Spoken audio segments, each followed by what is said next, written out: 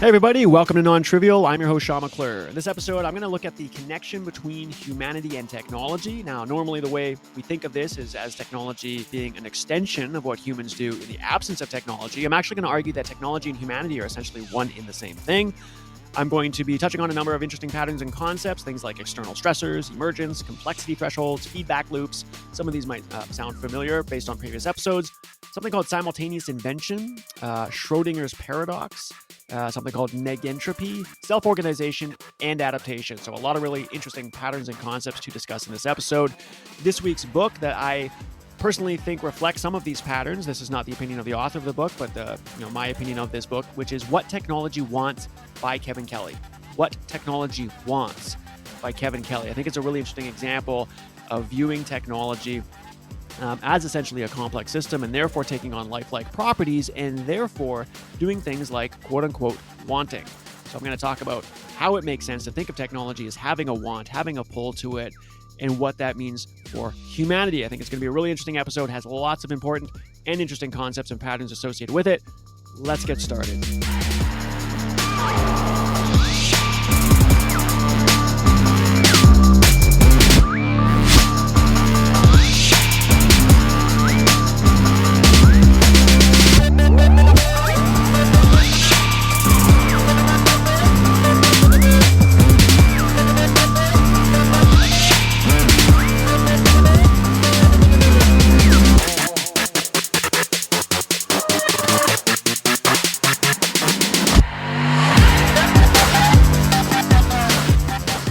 Okay, so technology is humanity. What do I mean by that? I just want to call out right now that I am going through a slide deck that I've actually put together, which has a number of pictures and words that anchor what I'm talking about. So for Patreon subscribers, you can head on over to Patreon, and if you're willing to pay $5 a month, you can get this extra content. The audio is the exact same. Anyone listening to this podcast for free gets the exact same content from an audio perspective. But if you would like to see the slide deck that I'm using, which again has visuals that anchor what I'm talking about, it might help you kind of understand some things. That's a bit of extra content that I've just decided to put out there on Patreon for subscribers that would like to pay a little extra to get a little bit more. But the audio is exactly the same. So I'm throwing that out there. Head over to Patreon if you'd like to see the deck that I'm using. I have an overview deck that just talks about the concepts. And I've already mentioned in the introduction the patterns and the concepts that I'll be talking about, these things like external stressors, emergence, complexity. A lot of these themes that I bring up throughout NonTrivial in general. On the left, I talk about just the overview of this presentation. So we've got technology as an extension of life. We've got life in complexity. We've got this thing called the technium, which is a word that Kevin Kelly uses in his book, What Technology Wants. I think it's a good word. It kind of basically frames all of technology that is currently available today as a singular entity, right? And so it makes you take on this perspective as technology being this almost breathing, living thing. And does it make sense to do that? And what does that mean? And we'll move into this idea of can technology want, touch on concepts that have to do with simultaneous invention, and I'll talk about why I'm bringing that up. And that was also brought up in the book, What Technology Wants.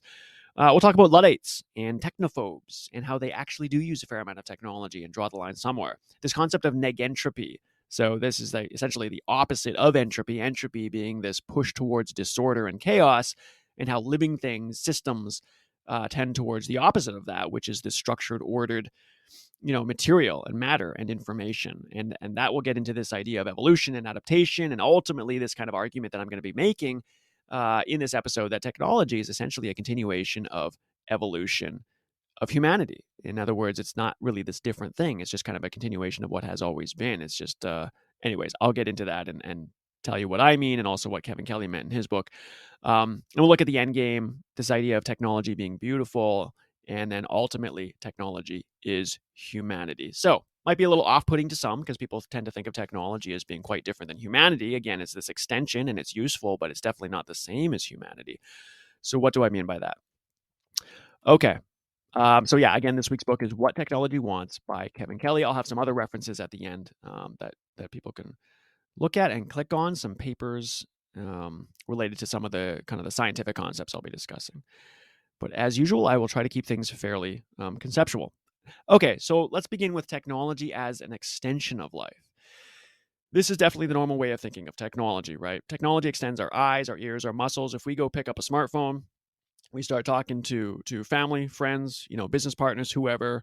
we're going to obviously hear them, people that could essentially be thousands of miles away and be doing that virtually instantaneously. Same thing with, if we jump on a Zoom call, we're going to be seeing people, right, in essentially real time, as if we were in the same room. Now, it's not the exact same experience. We know there's definitely some missed aspects to it over being in physically the same room as someone, but we are essentially extending our eyes and our ears beyond what they would be able to do if we did not have that technology. We extend our muscles as well. So ever since the Industrial Revolution, we have created machines that help us build bridges and lift cinder blocks and lift heavy weights and draw cables over very large distances, and pave roads and whatever, all the kind of construction industry and all that. We are extending our muscles beyond what we'd be able to do as humans alone, even as collections of humans, right?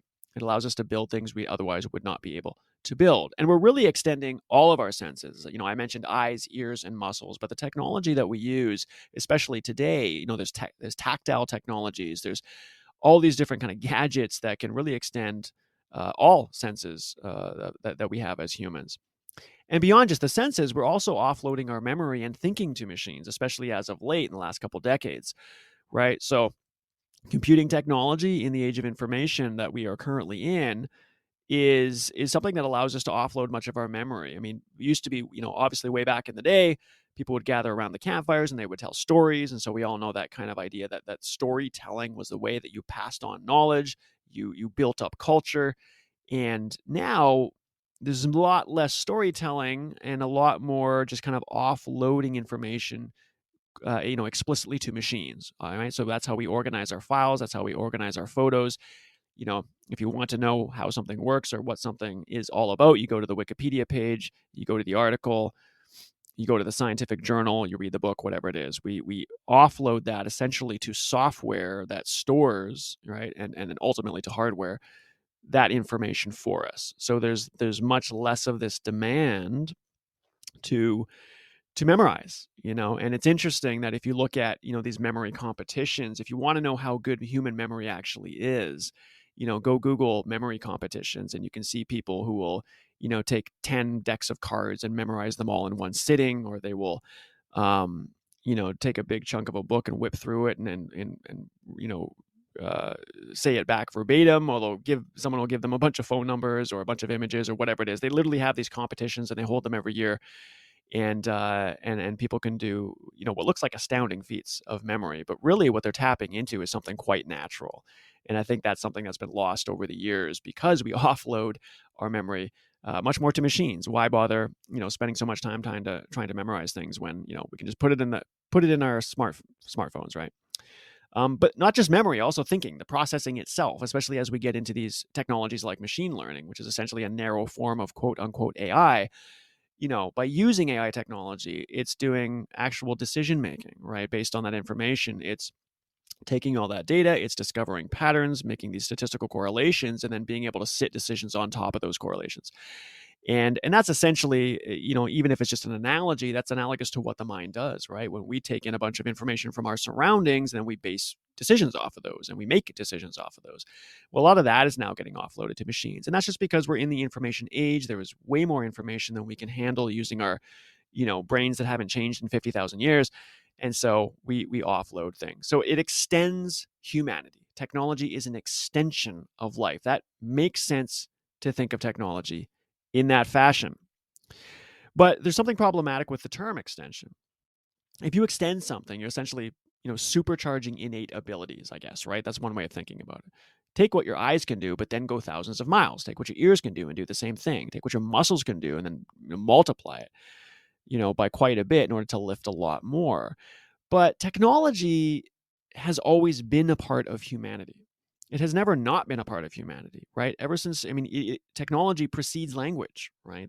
We've, from the very beginning, picked up the sticks, picked up the rocks, and started to smash things open in order to gain access to the resources, gain access to the food, the water, the insects, whatever it is we were doing. And not even just humans, right? Chimpanzees have this ability. Ravens and or crows, I think, have this ability, right, to grab a tool and to use it. But humanity, definitely more than any other species, has always used tools, and those tools are technology, right? It goes beyond what the human body can do naked in order to survive. In fact, you would be hard pressed to define humanity in the absence of technology. It wouldn't even really make sense to do so.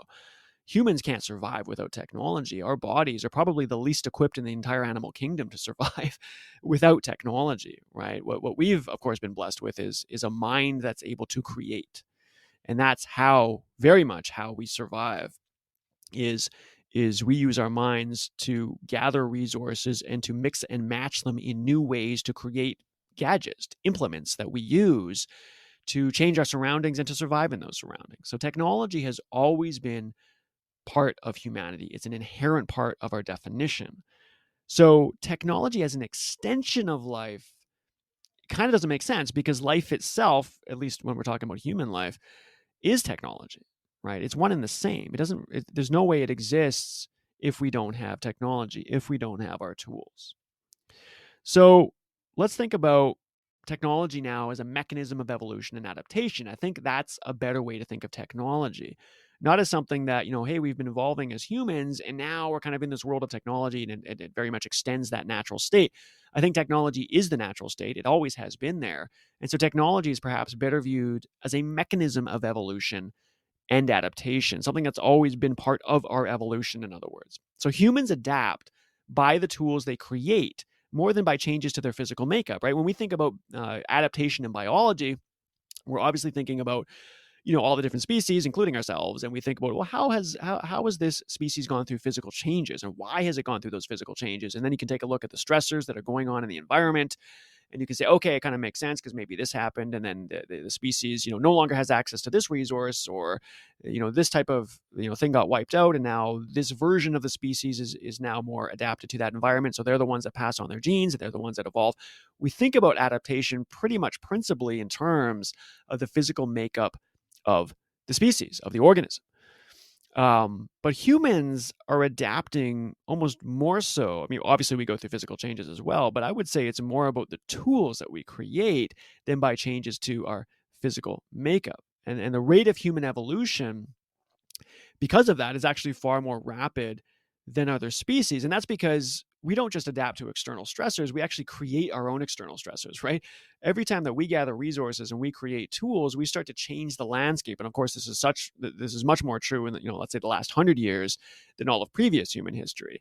We are entering this kind of new era where we are literally changing the face of the earth, right? With the technologies that we create and the things that we create with those technologies, the roads and the buildings, and obviously since the Industrial Revolution, we have really kind of refaced Earth. And so that creates a new environment, which we now have to adapt to. And the way that we continue to adapt to it is by creating new technologies, right? So if we have more pollution, if we have more wiping away of resources, on the negative side of things, and then maybe there's positive sides as well to things that we have created, maybe access to new resources that we didn't have before, new opportunities for people, whether it's good or bad. We keep creating new surroundings, new external stressors that we have to adapt to. And in order to adapt to it, we don't wait for our physical makeup to change. We create new technologies in order to do it, right? That could be different types of clothing to resist changes in temperatures, filtration systems to process the water, to whatever it is. You can go on and on. We create, and that changes the environment, and that changes the external stressors, and then we have to adapt. And the way that we adapt is to create more tools. And so this kind of gets into the feedback loop that I'll be talking about in a bit.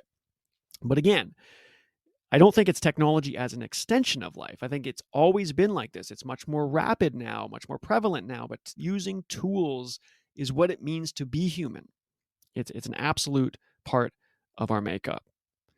So let's think about this in terms of the complexity threshold. I've brought up this concept on other episodes, but specifically the complexity threshold and its relation to the emergence of lifelike properties. So life and complexity, past a certain point, when enough components are interacting, we can say that the properties of any system start to become dictated by emergent phenomena, right? So in a simple system, you've got, like billiards balls bumping into each other. You can think of maybe like an atom or something, if you remember from chemistry, or something that's you can visualize explicitly, like here are the components and here are the pieces. Well, the properties of those simpler things will be dictated by those components, right? And that's why reductionism, as they call it, has been so successful in science as of, up until recently, because you could reverse engineer something, pick it apart, look at its components, and say, well, that's why it produces what it produces. That's why we see what we see, hear what we hear, whatever. We measure what we measure because of those components. But when a lot of things come together, that's no longer the case. What you're measuring, what you're observing, what you're experiencing are phenomena that don't trace back to those individual components. The individual components are still there. They have to come together. But what they do when they come together is not accessible to us, right? There's this causal opacity there. So we don't really know. So past a certain threshold of number of components coming together, i.e. complexity, it takes on these characteristics that are actually much more lifelike. Because when we say emergent phenomena, that's more the realm of life, right? So we start talking about things like emotions and behavior, social behaviors, and things that are just way too complex to trace back to their fundamental roots. Not that people don't try. Um, it makes sense that past a certain complexity threshold, we can start to assign human-like characteristics to systems. Okay. And so this is going to be leading into this idea of assigning lifelike properties to technology itself, because technology is today a bunch of components that are interacting in a complex fashion. So when people start to assign lifelike characteristics to technology, like it thinks, it wants, it feels, right? It moves, it seems like it's got a purpose, or it's, people tend to kind of shove that off and say, oh, you're just anthropomorphizing, right? You're just assigning human-like characteristics to inanimate objects because that's what we like to do, and that's the way we like to think of the world. No, I don't think it is anthropomorphizing at all. I think that it makes sense to assign human-like characteristics. How close they are, we can debate, but human-like characteristics to technologies and to systems of sufficient complexity. Because after all, isn't that what humans are? Systems of sufficient complexity, past a certain threshold of complexity that what we do is emergent. And that's why these reductionist approaches to science don't seem to make sense when you try to understand things like human behavior and emotions and falling in love and quick decision making. And those things don't lend themselves to that kind of old school reductionist approach to science, because you can't pick apart the components to understand how the output was produced. Okay, so technology should be expected to take on lifelike properties. Okay, not let's say from 100 years ago and before, because the technology we used hadn't reached enough intricate components that were all talking to each other. It didn't reach that complexity threshold. So nobody looks at a hammer and says, yeah, that's got lifelike property. No, I mean, nobody looks at a conveyor belt or even a rocket. A rocket engine, if you peel back the shielding, it's very, very, very complicated, but it's not complex because you can debug it. No matter what goes wrong in a rocket engine, you can always debug it because it's not complex. It's complicated, right? But complex things cannot be debugged like that because they are opaque. You actually don't know how the outputs are produced in a genuinely complex system. And that threshold that you pass from complicated to complexity is when any system, including like technology, would be expected to take on life-like properties. Okay, so that gets us into this idea of the technium, as Kevin Kelly calls it in his book What Technology Wants. And that's why I'm using this book as an example of some of these patterns, because he frames technology as a collection of components that are largely interacting, and therefore we can think of technology as a singular thing, not just as all the components themselves, but as basically this big glob that comes together and that heaves in and out and seems to breathe and seems to have a mind of its own. And again, that's not so much anthropomorphizing as it is, yeah, this is an extremely complex system, and it should be expected to take on the properties of complexity, which means it's going to look like life. Now, again, we can debate how close it is to life, how close it will ever be able to get to life. But again, there's something wrong with that debate, isn't there? Because we're still separating this notion of technology and life. And what I'm arguing in this episode is we shouldn't really have that distinction, or at least that's something to think about. Maybe that distinction is not correct. Maybe there is no distinction, a distinction without a difference, a difference without a distinction, right? Humanity is technology. Technology is humanity. The total collection of all technology on Earth, we can call the technium. It's this highly interconnected, complex, quote unquote, alive thing. And therefore, it takes on properties of complex systems. So things like emergence, nonlinearity, causal opacity. That's not how most people think about life, but that is what life is, right? When we say emergence, it's things are happening in life that you can't explain. When we say nonlinearity, it's a bunch of people come together to produce an outcome that no individual could have produced on their own. And not just that, but if you were to just sum the contributions of all those individuals, it still wouldn't produce the thing that you saw happen. Okay, it's got this for the input that goes in, you get this very different output. That's nonlinearity. The causal opacity is the inability to explain things. So much of the mystery of life is really the causal opacity of complex systems, right? A lot of things are happening because we witness them all the time, and yet we can't seem to explain them very well, right? Not the way you would, with pure physics, say, or pure mathematics, where you can easily pick apart the system, attach your mathematics to it, explain this, explain that. For a lot of things in everyday reality, you can't do that to that level of precision, right?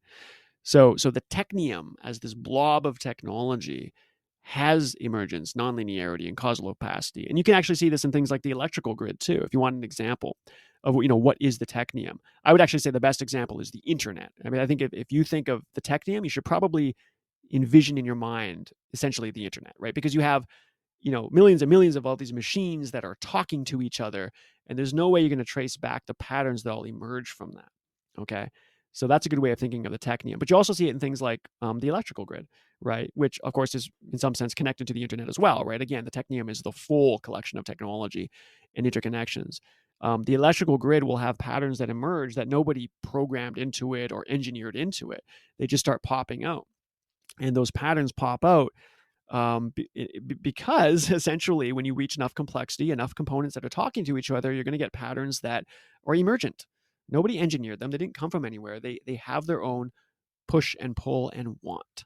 Okay, so it's not anthropomorphizing. Now again, we can debate whether or not today's technology has reached that level, but this idea that large systems can take on those properties is of course absolutely true. So can technology, quote unquote, want?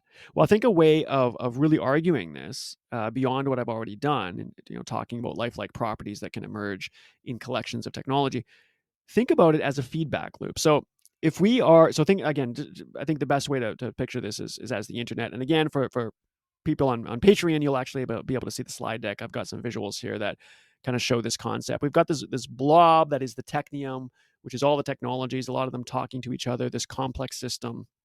And we continue to add to that technium, right? We're posting photos, we're writing text messages, we're going online, we're sending emails, and on and on and on. Businesses are talking to each other, banks are doing transactions. Just there's an absolute, massive amount of information being sent back and forth across millions and millions of different machines, every second, right? And so we are constantly putting resources, if you will, into the technium. The thing that the technium, quote unquote, wants is information. It wants data because that's its currency. And so we keep putting that in. But it's not a neutral thing. As we put that in, those data are getting turned into new value, right? By mixing and matching, right? We put that in, algorithms start making decisions off it. Businesses, humans are involved. They're making decisions off that information. It's getting mixed and matched. It's becoming new products, new pieces of value, different types of information, right? Whether it's, a new song, a new presentation, a new movie, a new email that gets sent. I mean, on and on and on. It's mixed and matched and constantly driving new value. That increased value in turn draws us towards using more technology, right? Because as all that data that we give it gets mixed and matched and produced into new products and services, we consume those products and services, and then that makes us put even more data back into the system. So we've got this feedback loop with the technium, the way humans interact with the technium. Again, somewhat problematic because it's impossible not to have this conversation and distinguish between humanity and technology because I'm doing it right now. I'm saying you've got humanity, and then I'm saying they're interacting with the technology. But think of it as humanity really being subsumed into technology, right? We're just part of that system. That's what facilitates the communication. But it creates this kind of feedback loop, right? It produces value. We use that value. We add more to the system. It produces more value with that data. Then we use it, and on and on and on. And so that's a kind of pull that the technium has. The collection of technology is pulling us, it's drawing us into it to use it more and more and more. And we're giving it what it wants so that it can do that. And so when we say, can technology want? It's not such a crazy idea, is it? Because what is a want? It's a pull. And this feedback loop, as we're involved with technology, allows that pull to take place. Now, another one, to take a slight sidestep here, is that So if you think about this, this might kind of scare a lot of people and say, oh man, I mean, I see what you're saying. There's this kind of feedback loop. It's almost like we're caught in it, and is that problematic? Now, again, I think it's always been this way. We've always been in this feedback loop of creating something, getting value, using the new value, adding more to the system, cycle, cycle, cycle, cycle. It's just that in the last 100 years and even the last 10, 20 years, it seems to be quite supercharged, right? And I'll talk a little bit more about that later. Really since computers were invented and the information technology took off, is just entered this entire new category of technium and of feedback loops. So it can scare some people, even though it's always been here. It can make us question, as we're doing now, what this all means for humanity. And I think that's why we get into the banning of certain technology. And something Kevin Kelly talks about in the book, What Technology Wants, is this idea that banning technology is in some sense, we understand why people do it because we're scared. And we do need to be careful. And I think regulation around technology is important. But there's also this ultimate inevitability to technology because it's always been here and because it's an inherent part of the makeup of being human. Again, pretty hard pressed to define humanity in the absence of technology. So banning technology is really a futile effort. That doesn't mean you shouldn't have regulations, but the ultimate banning of it, it's kind of like it's not a real solution to something because it's going to happen anyway. Now, what is the mechanism behind that? Well, remember I had the episode a while back called "There Were No Giants, Only Shoulders," and I talked about this fact that even though we like to assign kind of owners or creators, individuals to whether it's a scientific theory, we've got Einstein for relativity, we've got Isaac Newton, we've got Alexander Graham Bell, whatever the technology or the theory is, we like to say, oh, that's the person that came up with it. But it's a bit ridiculous, isn't it? Because humans are so interconnected, constantly sharing information, ideas sit upon ideas, sit upon ideas, sit upon ideas, that eventually, statistically, someone pops out as the person that quote unquote made the discovery. But there's this mountain of contribution that went into that before they actually made the discovery. So the name that we attach is really just a label to anchor it throughout history, right? So I talked about that before. Well, that's kind of related to this idea of why banning doesn't really make sense. Any invention theory is guaranteed to be discovered eventually. Okay. Okay. You say, well, no, you needed Einstein for relativity. No, that's a ridiculous statement. I'm sorry, that's just a ridiculous statement. Now, maybe we needed Einstein to discover it that year, right? 1921, whatever. Maybe we needed him, right? But within plus or minus 10 years kind of thing on any invention, that is guaranteed to occur. And that's because the invention and the theory is not something that precipitated out of an individual's genius mind, as we all like to think. I'm sorry, that's just not the way it goes, right? Statistically, there is enough information, enough cultural backsetting, whatever has to be in place for something to pop out, it's going to pop out.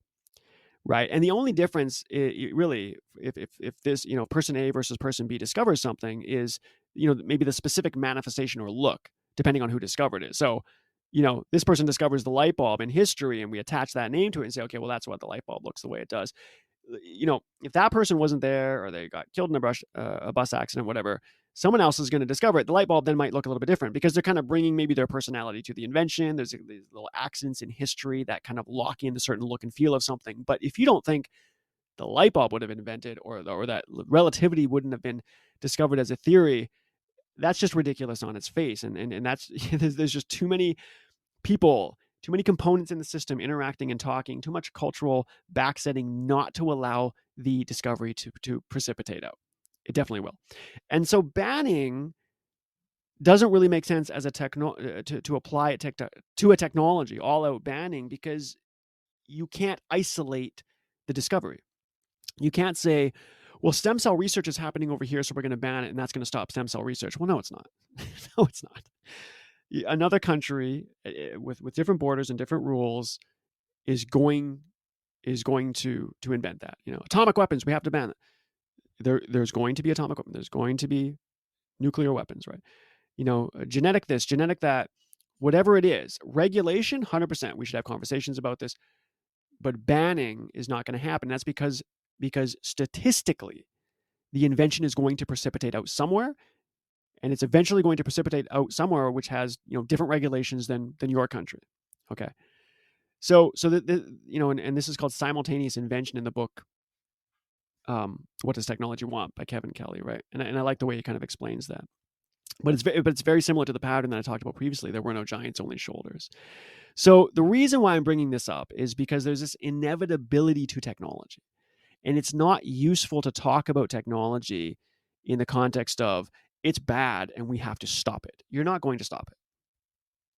Saying you're going to stop technology is like saying you're going to stop humanity itself. It is the exact same thing because it's baked into the makeup, into the definition of what it means to be human.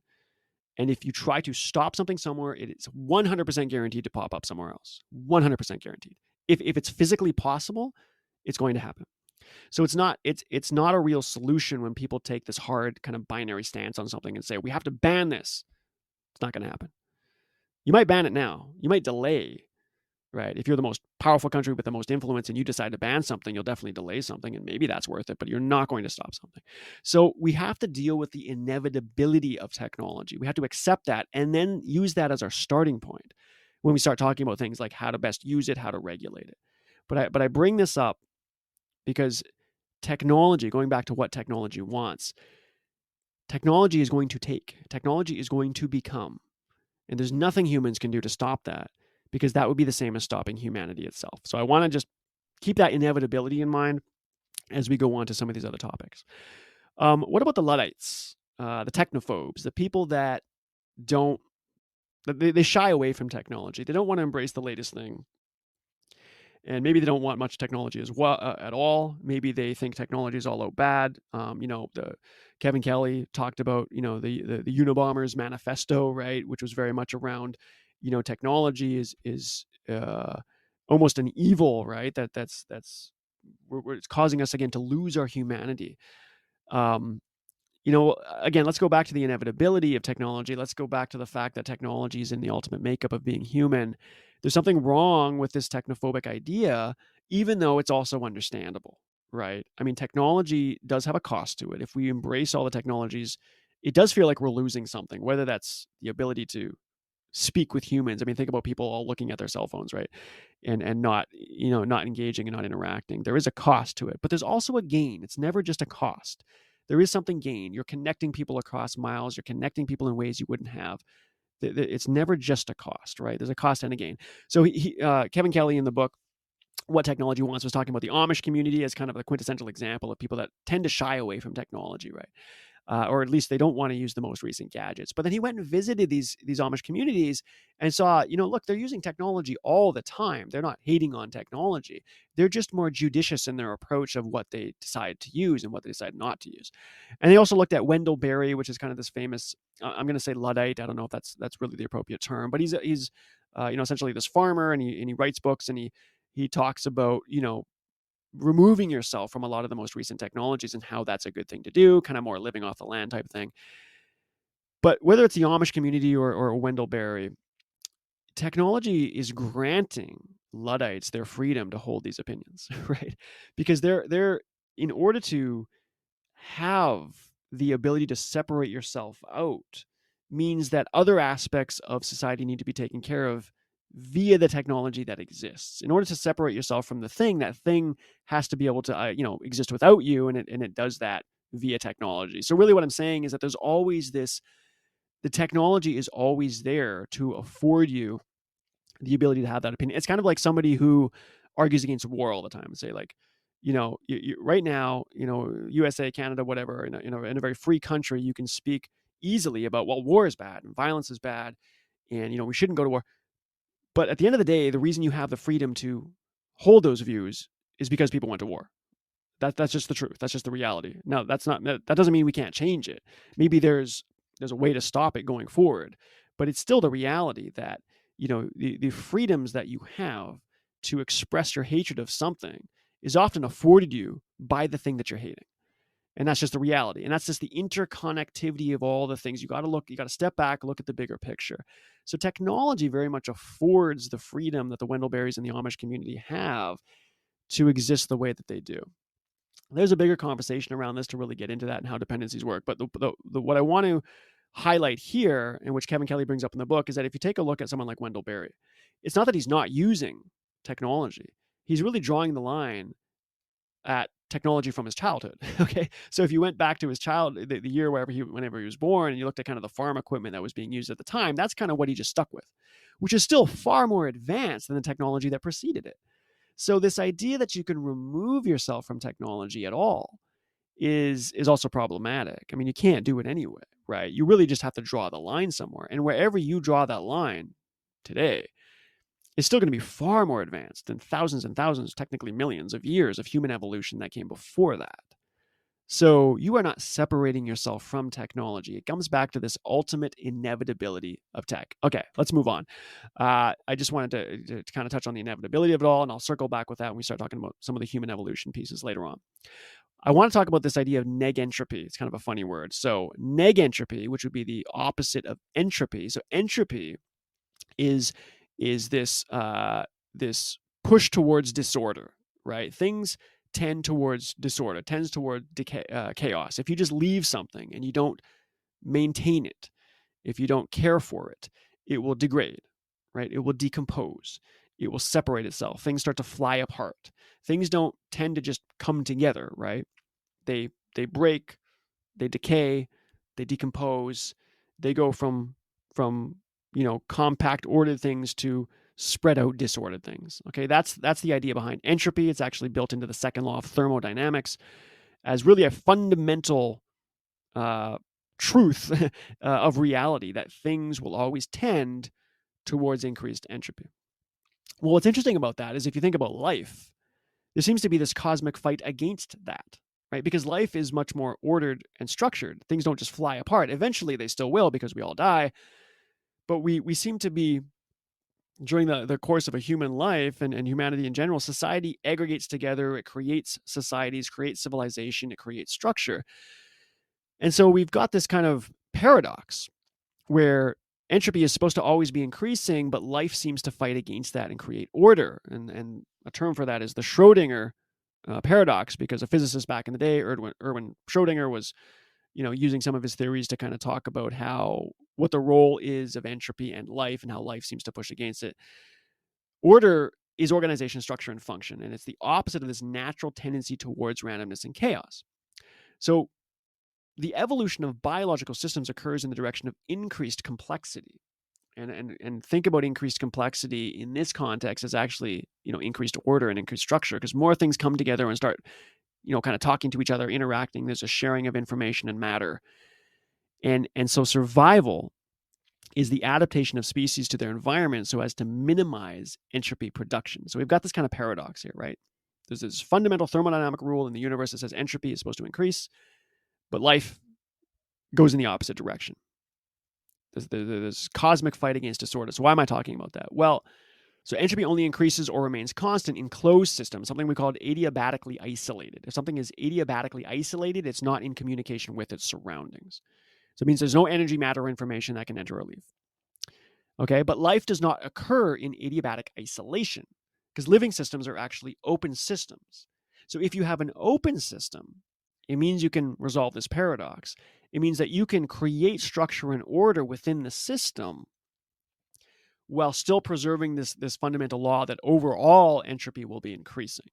So a living system that is not in adiabatic isolation. So life is not just contained in some little bubble. It has the sunshine coming in. It's got, the winds and the rains coming in. It's got particles from outer space coming in. It's not an adiabatically isolated system. Life is very much in contact with its surroundings. And because of that, you can have entropy increasing overall, but still reducing the entropy, reducing the disorder and the chaos inside the system. Okay, so why am I talking about this? Well, what this really gets to is this idea that to create, you must destroy. And so I think this is something to think about in terms of the technium. The order that is produced by life, I'm not talking about technology yet. I'll get to technology. Think about life first. The order produced by life is compensated for by the disorder that's created in the surroundings. So a living organism will preserve the internal order by taking from their surroundings in the form of nutrients and sunlight. So growth means returning entropy to the entity's surroundings. So now think about the technium. I said the technium is taking on these lifelike properties, this collection of technology, like essentially the internet, but all technologies, all machines, highly interconnected, you know, matter, but mostly information being transferred in and out, you know, caught in this kind of feedback loop as humanity as an integral part of that. In order to continue to create the value, to give to technology what it wants, it must create disorder ultimately. So in other words, the technium keeps structuring itself, becoming bigger, right? The beast gets bigger, it heaves in and out, it becomes more ordered, more structured, you know, more components talking to each other, more of an entity, more of a quote unquote living thing. But in order to produce that order and that structure, it must ultimately create disorder elsewhere. So that's something to think about. There's this inevitability to technology, but is it all good? What is the cost of it, and what is being destroyed? You know, maybe it's planet Earth. That's kind of an easy way to think about it, right? We know that there is a ecological cost to the growth of the technium, without a doubt, right? We've polluted rivers. um, you know, we've wiped out species. We've done quite a lot of damage to the Earth. I say we, I mean humans and technology as one and the same thing. Now, that has changed our surroundings, and we've had to adapt to those surroundings. And the way we adapt to those surroundings is by creating new tools and new technology. So the technium, as we call it, continues to grow, but there is a cost to that. And so I think and I'm not taking one side over the other. Some people say the cost is too great and we're destroying our planet. And so this is where, you know, the regulation needs to come in. But now remember the banning and remember the inevitability of technology, right? In order to make that conversation useful, you have to deal with the inevitability that technology is not going to stop.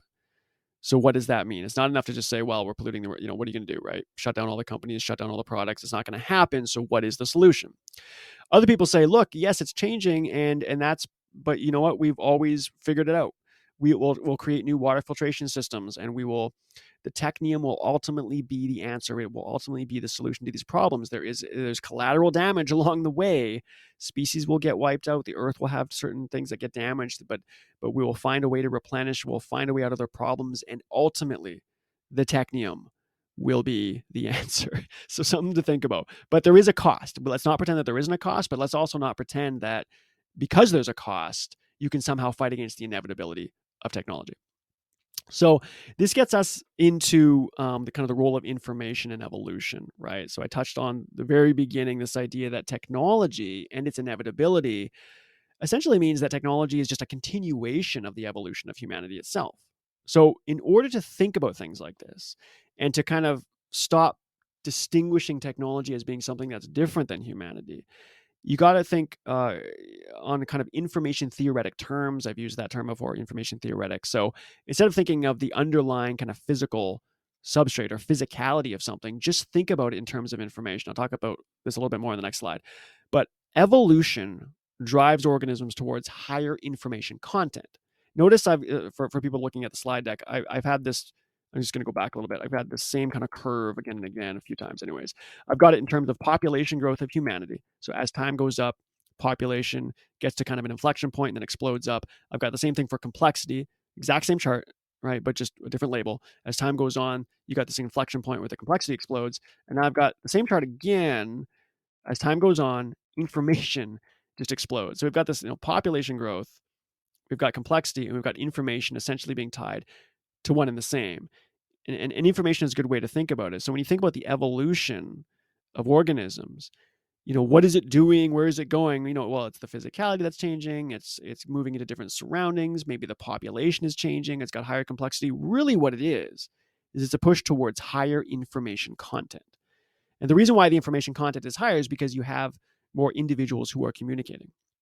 And when you have more individuals who are communicating, it takes on higher complexity. And when you take on higher complexity, you get more emergence. And it's that emergence that allows you to survive. So a complexity theorist, as you might call him, Gregory Chaitin, actually talks about life having properties of high mutual information, where, you know, different components within a system will share essentially the same information. Self-organizing systems are really an inherent part of the physical world, because the self-organization, the entropy reduction that occurs in life is intimately tied into the increase of information content. So I know it's getting a little jargony right now, so I'm going to back off from that a little bit. But just there's a reason why I'm bringing up information here. Think about the progress of life, the evolution of life, as populations increase, particularly humans, as complexity thresholds get passed. In line with all that is more information. Information is the currency, and that's what I got on this next slide here. Information is the currency of really everything. So if you look at this image that I've got, for those that are looking at the slide deck, I've got humanity on the left, just kind of these icons of people with lines between them, and on the right, it's the same thing but with microchips, right, as technology. And so what I'm saying here is when you view things in terms of information and processing, the supposed distinction between humanity and technology starts to disappear. Humans are just these groups of components that get together and communicate. Same thing with machines and the internet, or just the technium in general. It's components that come together, which includes humans, but all the microchips and all the machines and all the physicality that's there, they're really just components that come together that talk to each other. Humanity and technology, when viewed in terms of information and processing, are essentially the same thing. Humans appear as kind of slower intermediaries to the evolution of information and processing, right? So if you think about evolution of humanity, you say, well, you've got humans evolving, and all of a sudden you got technology. No. Humanity and technology have always been intertwined. It's always about components communicating. It's always about increased information content.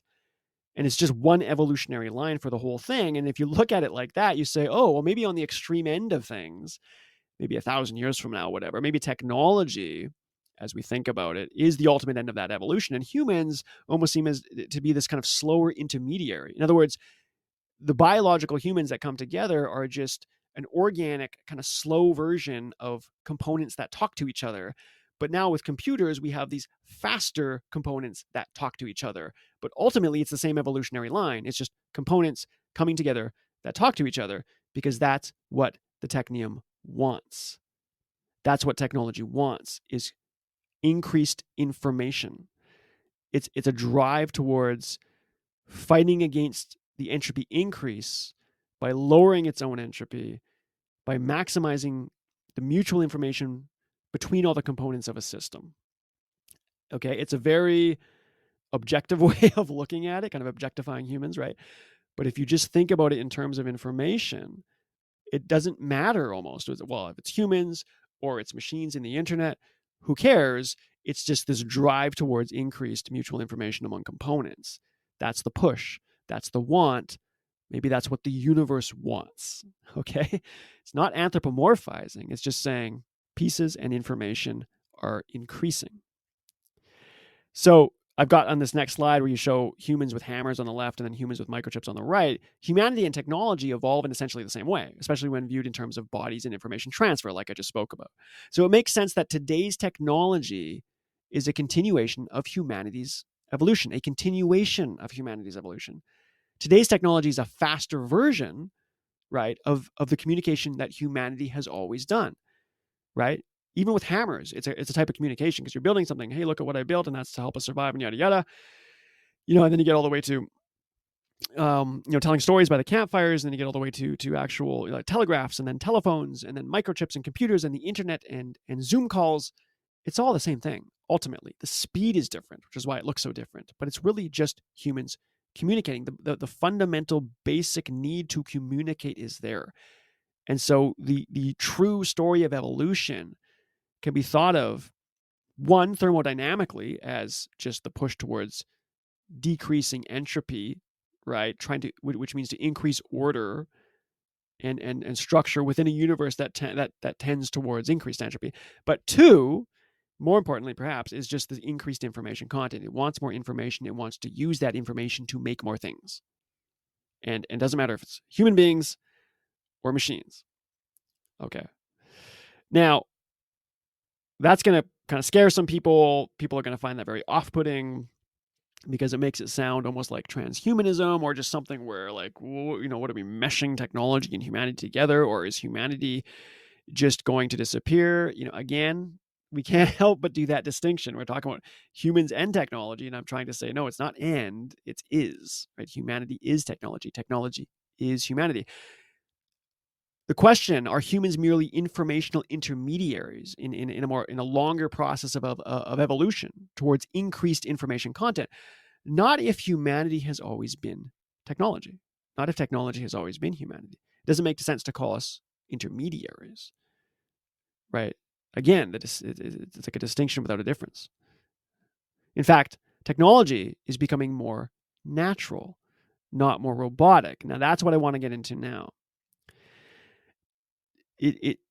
Since the Industrial Revolution, I would say, humanity has kind of thought of technology as a very distinct thing, because if you look at machines, you see cogs, pistons, steam, grease, right? Railway. It doesn't look anything like humanity. It's metal. It's mechanical. It's noisy. It's not organic. It's not beautiful. Some people think technology is beautiful, right? But it's very different than the illogical, messy, organic, beautiful aspect of life. But technology is becoming more natural, not more robotic. So when we think about what the end game is, I want to get into this idea of technology as beauty. And in Kevin Kelly in Technology Wants actually says that we're drawn to technology because it's beautiful, and I would say it's becoming beautiful. I don't think things in the Industrial Revolution are particularly beautiful. I mean, there's some interesting symmetries there that maybe we're drawn to. You could call a rocket beautiful.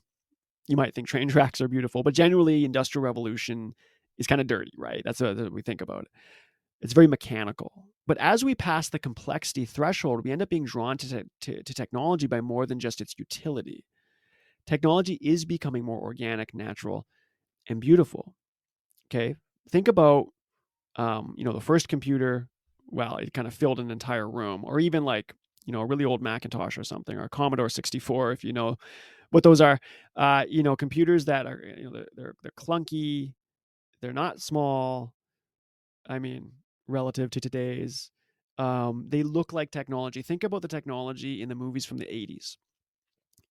It looks like technology, right? It's got lots of knobs and dials and wires. It looks complicated. It's like the rock. You pull the shielding off of the rocket and look at the engine. That looks like technology. But technology today, of course, we still have rocket engines and train tracks. But the new technology in the information economy looks very different. Think about an iPad. An iPad has almost no buttons on it. It doesn't even look like technology. It looks like a slab of glass with a metal backing on it. And it's not until you interact with it that you realize, oh, there's this visual representation of what used to be buttons, what used to be cogs and pistons, right? It's all visually presented, and it's light taps that allow you to navigate. A lot of these things don't even come with instructions anymore, because it's not a machine as has been classically defined. It's much more fluid. And so technology is becoming more organic, fluid, natural, beautiful. If you think about a lot of the simulations, like go on YouTube and look up computer simulations or CGI, and you look at the ability to recreate, flowing water or blooming flowers. It's very in line, not quite there, but it's very close to actual, real fluid and real water and real blooming flowers. And that's because so much of the messy stuff has been figured out in technology, and it's getting subsumed under the covers, and the level of abstraction is raised so high that now when we interact with technology, it's not like the Industrial Revolution. It's fundamentally different. And it's more organic, it's more fluid. You think about the people using software. You don't need to be a computer nerd to use software. Everybody uses software. Artists use software. Creators use software, right? They operate these quote unquote machines at the highest levels of abstraction, and they do very fluid human things with it. And so there's this idea of essentially coming full circle. Okay. Things becoming more beautiful. So the reason why I say that, if I go back to what I was talking about before, what is the end game? Are we mere intermediaries that will eventually get removed? Basically, the story behind the singularity, right? Where let's say you take a look at AI technology, and maybe it gets to the point where its intelligence surpasses that of humanity, and then all of a sudden, technology decides it doesn't need us anymore. So imagine AI making the decision that, well, humans aren't even needed; they're just getting in our way, or maybe humans are a threat to our survival. So we're going to, we have the power to get rid of humans. And so, it's that kind of idea that humans are an intermediary in the evolutionary line of increased information content. But if you think about the fact that technology is getting more beautiful, more organic, more real, I think it's actually coming full circle. And you see this in the software industry. Back in the day, it was, way back in the day before software, it was the slide rule, right? And then the digital calculator and the computer revolution came. And now we're in the information economy. And when people first started programming computers, it was kind of, the quote unquote quintessential nerd with the glasses who thinks logically. And they do this, they're essentially, which makes sense because they're doing this low level instruction to the machine. They're instructing the machine on what to do, and it's programmatic. But if you look at the software industry today, it's really, really not like that. You still got your nerds, right? In some sense, we're all still nerds, but we're not that kind of slide rule, Poindexter, super logical. We need to instruct machines. There are still people that do that, but what we really need today in the software industry, and what is taking off, is people that operate at extreme high levels of abstraction. You need to use software libraries that have very few inputs, that aren't really programmed. They're more configured. In fact, I would argue the majority of software development today is configuration. It's not programming. It's not, writing for loops and while statements and explicit logic. That's still there. It's definitely still there. But we operate at very high levels of abstraction. It's more like sculpting almost.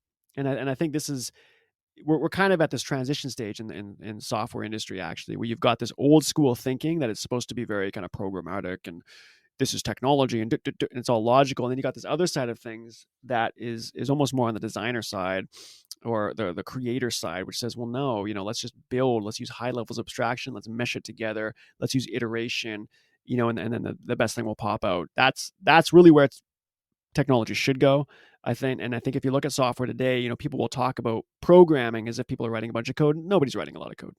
I'm sorry, that's just BS. not like they were back in the day. If you're writing a lot of code, you're doing some old school stuff, and you should probably just retire, because that's not the software industry today. There's still coding, there's still programming, but it's more configuration, if anything, and that's how it should be, because that's where technology is headed. Higher levels of abstraction, more fluidity, more organic. Okay, so when you talk about the end game, where humanity is going to get removed, it doesn't make sense, because we're coming full circle with technology. Technology is becoming more lifelike, more complex, more emergent, more causal opacity, and all those interesting complex properties. It's becoming more lifelike, so it's coming more full circle. Okay, so if you think about the job, think about the assembly line job. People talk about automation and technology taking over jobs. Yeah, maybe it should, though. Maybe it really should. And I know that's a bit of a controversial opinion, but do you really think anybody should be on an assembly line? Now, I'm not saying, okay, maybe someone doesn't have the opportunity and they have that job. I'm not talking about that. I'm saying maybe they need to take those jobs. But I mean humanity in general. 100 years from now, should any human be on the assembly line? Of course not. Of course not. Why? We shouldn't be lowering ourselves to cog and piston style technology, right? Technology should be meeting humans where they are, not the other way around. And if technology is going to meet humanity where we are, it's going to come full circle and be fluid and organic. It's not going to be cogs and pistons. It's not going to be complicated. It's going to be complex. It's not going to be logical, right? It's going to be emergent. It's going to be soft. It's going to be fluid. And that is where technology is headed. So humans are not some intermediary in some push towards emotionless logic, emotionless cogs and piston machines. That's an old school definition of machines that, quite frankly, is not very relevant. That's industrial revolution. That's not the information economy. Okay, so we're coming full circle. And so the reason why I'm saying that is I think humans are still and always will be an integral part of this evolution of technology, not some intermediary that gets wiped out. I think the singularity idea is flawed, because it thinks of technology in the incorrect way.